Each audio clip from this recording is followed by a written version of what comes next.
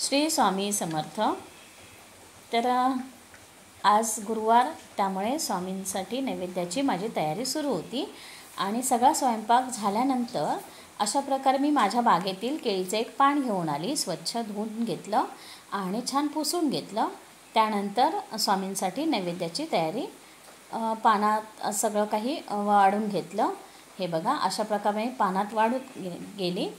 तर जेवण आपण जेव्हा नैवेद्यासाठी ताट तयार करतो तेव्हा एक बोलावंसं वाटतं।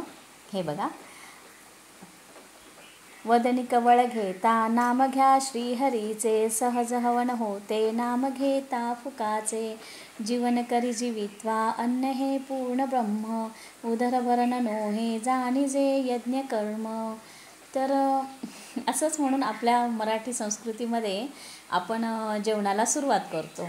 तर अशा प्रकारे मी छान सगळं जेवण वाढून घेतलं पानावर। हे बघा, आणि पानावर सगळ्या दोन्ही भाज्या, लोणचं, काकडी, बीट, गाजर, केळ्याचे काप, त्यानंतर वरण फोडणीचं आणि छान गोड मी शेवयांची खीर बनवली होती, तर तीही घातली वाढली। आणि त्यानंतर स्वामींना नैवेद्य दाखवून आम्ही सगळेजण जेवायला बसलो।